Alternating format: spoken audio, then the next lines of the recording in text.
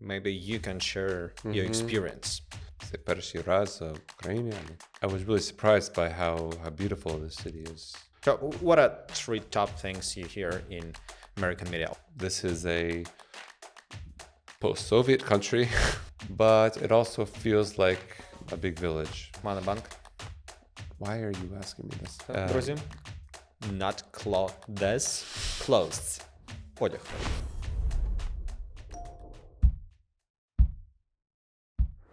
Друзі, всім привіт! Вітаю вас в новому випуску подкасту від школи англійської English Prime. Сьогодні в нас в гостях Ден. Hello, Ден. Hello. How are you today? Great. That's great. So, сьогодні ми поговоримо про деякі культурні особливості України, США, взаємодії один з одним, а також вивчення мови, вивчення англійської, вивчення української. Тож, буде багато цікавого. Не відключайтесь.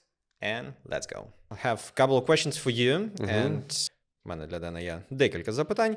So, about your coming to Ukraine. And so, it's interesting. How was it? So, was it difficult to adapt? Maybe you can share your experience.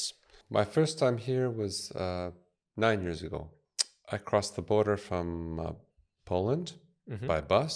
Right away, it was an interesting experience because this is the first time the border officer, didn't speak a word of English. Це перший раз в Україні. I'm like, So how did you manage to go through this process? My neighbor on the bus spoke English. Oh, okay. Or he spoke Spanish, and we had a Spanish conversation, and he helped. All right. And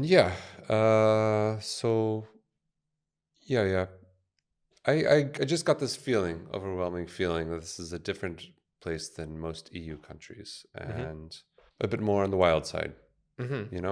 Yeah. My first city was Lviv, and it's I was really surprised by how beautiful this city is. It's like Krakow, but much less touristy to my. And Did you expect to see something else? I don't know. I guess no. I had no expectations at all. All right. No expectations. But like when you think about Ukraine, nothing that you hear about, at least last decade, is nothing good or redeeming or like inspiring in the American media.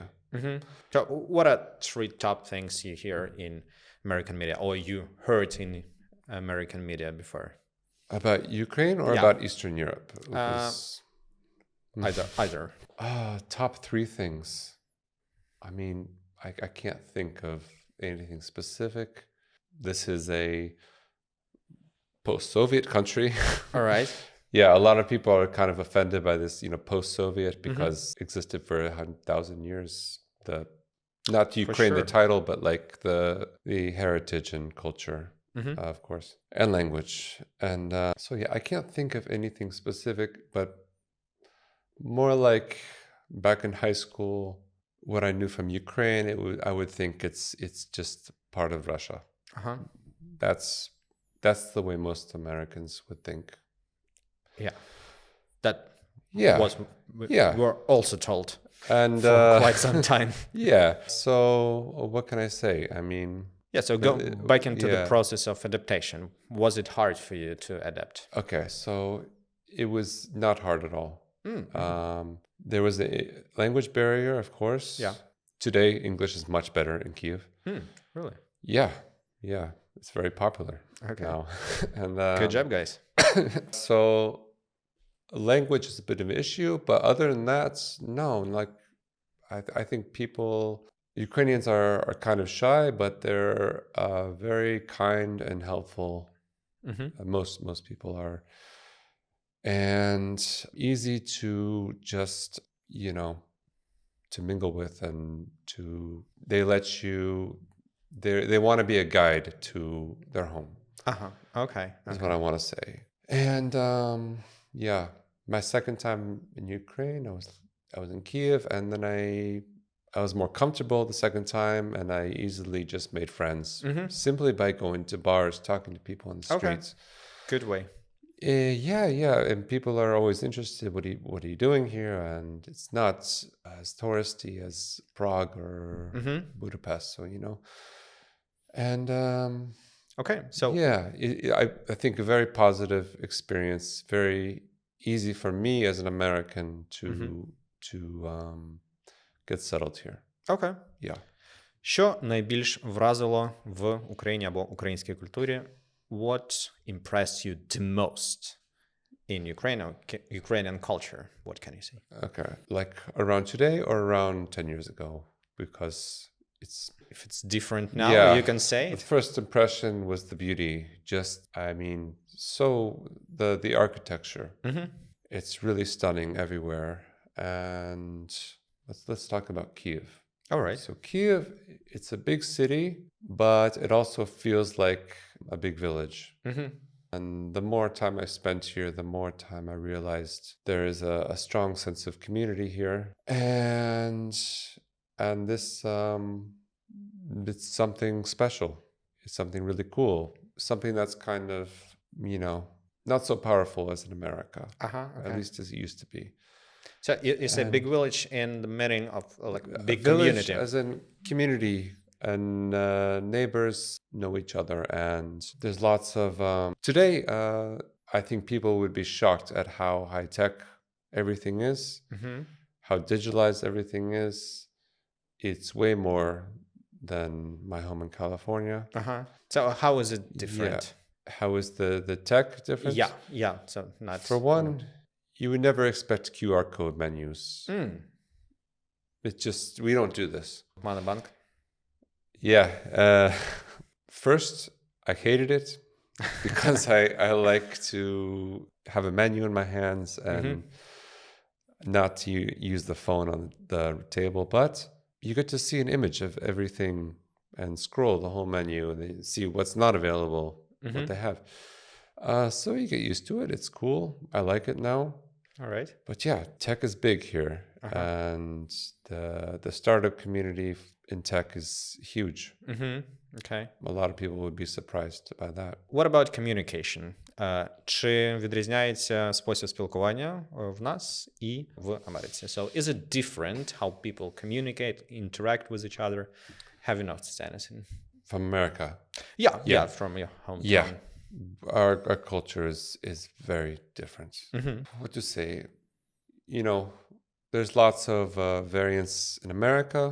For California, for example, we're kind of like actors, and we have this kind of unwritten good vibes only sort of. And it's from California. That's right. And you want to keep a smile on your face all the time, even when you really don't want to see this person. You're just like, faking it because it's polite. Yeah. It doesn't exist here. That's really? not non-existent. Okay. There's no, it's only authentic. What you see is what you get, which is cool. Okay. Yeah. We love small talk in California. When you go to the supermarket, you say to the woman or man at the casa, hello. And we say hello twice. We say, hello, how are you? We don't really care about the question, but we say hello twice. So you don't have to tell about your life when you ask. You definitely don't have to. People are confused when they come to America and they're like, why did they want to know my... Okay. We don't. So what is the right way to answer how are you? Good question. You can just say good, fine, okay. You can say, bad, my dog died, but it would be awkward and unexpected. Okay. You can say anything you want. It depends on... The shorter, the better, right? Yeah. You can say nothing. Just how are you? How are you? Literally say nothing. Yeah. You can answer how are you to how are you. All right. So, друзі, якщо вас запитують, як справи, відповідаємо, як справи. Yeah, that's it. Все. Не розповідаємо про своє життя.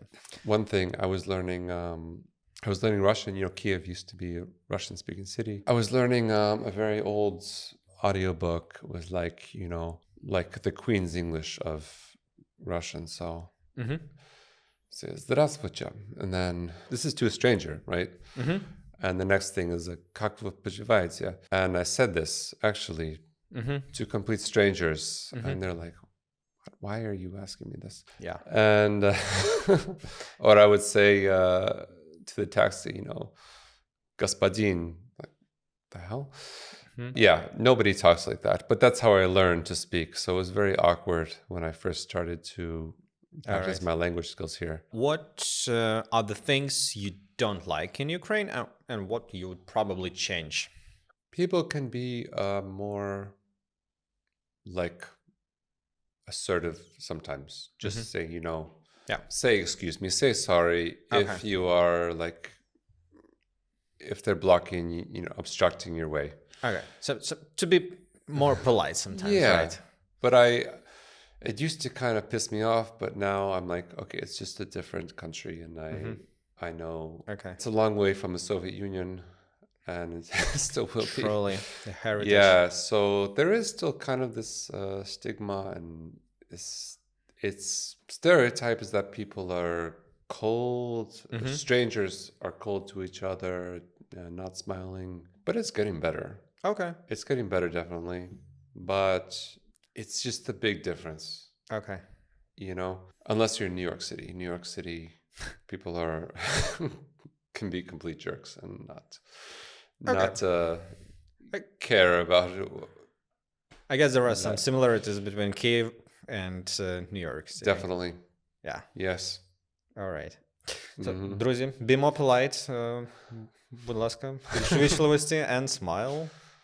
Smile and wave. Yeah, why not? Yeah, why not?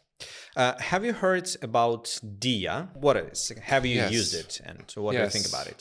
I used it when I returned in 2020 because you needed to download Dia for the COVID, this, you had to like identify yourself, register yourself, and the government needed to know where you were, I guess. So I used this Dia. There was no English on it. And they told me I understood that I needed 24 hours to complete like the facial recognition, all this, or I'm in trouble. All right. So you have it too. You have Dia, right? I don't have it right now. Okay. No. Should foreigners get Dia? I don't know. I don't know either. Yeah. So one more question about Dia. Yes. What do you think? Is it safe to have such a thing? Or do you have concerns that your data can be stolen? I was thinking about that. Everybody I meet says they love Dia. Yeah. They're like, I'm that person.